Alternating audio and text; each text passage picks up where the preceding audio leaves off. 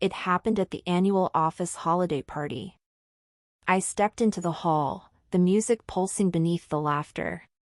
The room smelled of fresh pine garlands and expensive perfume, her perfume, the one she always wore when she wanted me to notice. And there she was, my wife. Smiling. Dancing. Her head turned toward the man beside her, my boss. She leaned in, whispered something in his ear, and he laughed. A slow, intimate laugh. My chest tightened. I felt the world shift under my feet. Coming here tonight, I thought this might be fun. I thought I might laugh, maybe replace the weekend stories on the company Slack.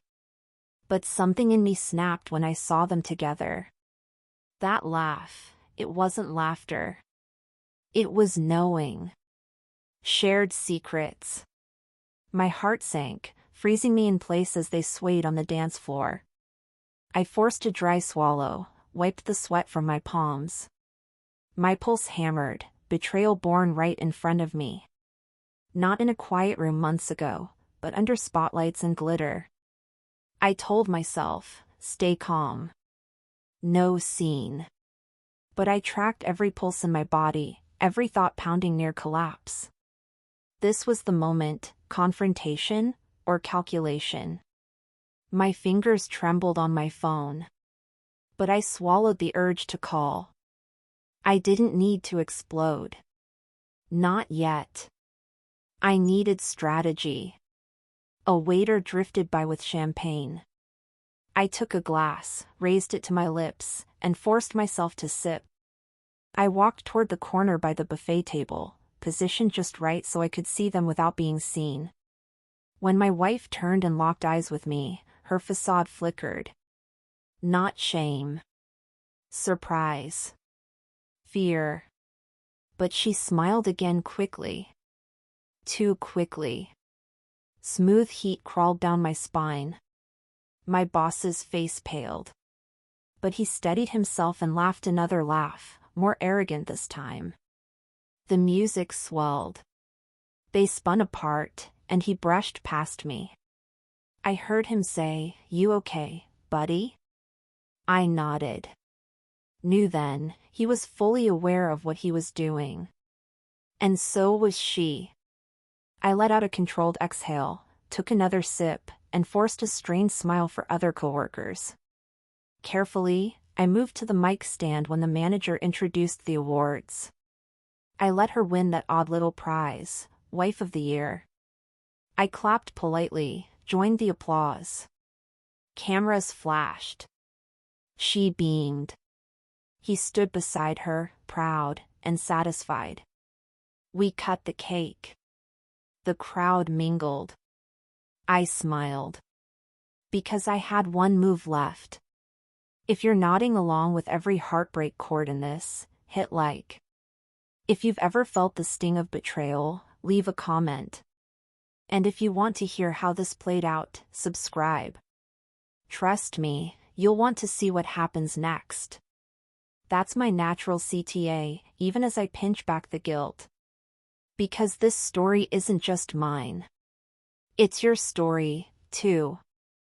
I led them into the banquet hall again, still buzzing, still oblivious to the symphony I had prepared. I watched as they raised their champagne flutes, glinting under the lights. That glass caught my eye as I walked in, and I remembered every shattered beat since I'd discovered them months ago: late texts, unexplained absences, the branded name on the hotel keycard. I'd been gathering evidence silently ever since: screenshots, audio recordings, photos. I didn't just want exposure. I wanted them to feel the elegance of my design. They should never see it coming until it hit. I forced myself to laugh along with coworkers, to sip ice water when they passed the open bar. My shirt clung to sweat, but I didn't care. I made my way back to the head table with every silent step. My wife glanced at me again, as if to ask, "What game are you playing?" I didn't answer. The boss raised his glass, to teamwork and success. The crowd cheered. Bulb lights bounced off glassware. My pulse steadied. I reached into my jacket subtly and pulled out a slim USB drive. It looked innocent, white plastic, minimal text. I slipped it into the breast pocket and practiced the weight of it. Presentation. Ceremony. Then came dessert. I watched them lean across the table to share the cake. They were too close. Too loving. Not mine anymore. I tensed. I let the dessert trolley pass, filled with chocolate mousse and raspberry tartlets. I nodded to the manager to dim the lights. In that momentary hush, I stood up and tapped my wine glass with a fork. Silence fell. She looked at me puzzled. My boss frowned. The room shifted, everyone turned to look. I took the USB from my pocket. I didn't say a word. I didn't need to. The projector flickered to life. Messages appeared, dates, names, time stamped. Photos of hotel door locks. Audio of laughter not meant for my ears. I watched their eyes turn toward the screen. I watched the shame bloom in their faces. The crowd gasped. Colleagues whispered. My wife's face drained. My boss's jaw clenched. They held hands in panic, but the damage was done. I stepped down. The projector blinked off. My heart pounded. I let them drown in the ruin I'd orchestrated. And then I walked away. There's more to come, stay tuned for the next chapter. Hit subscribe if you haven't already. You don't want to miss how this unravels. I've never heard silence sound so heavy. The music faded into the background as murmurs filled the room. Everyone was staring. The award plaque lay forgotten. The cake was half cut. I walked to another table and sat. I exhaled slowly, finally tasting vengeance, finally tasting clarity. My wife stood beside the projector cart, tears spilling. She clutched the chair back, shaking. My boss was nearby, skin pale, his power evaporated in front of everyone. People gathered in clusters. HR representatives hovered on the sidelines, stunned. Whispers, is that real? Are they? What do we do now? I glanced toward the stage. The award banner, red ribbons curled around the phrase Wife of the Year. I thought about the irony, how I'd let her win it, how cynically perfect it all was. My heart ached, though. Seeing her tears triggered something deeper than anger. Guilt perhaps, for giving them this public unmasking.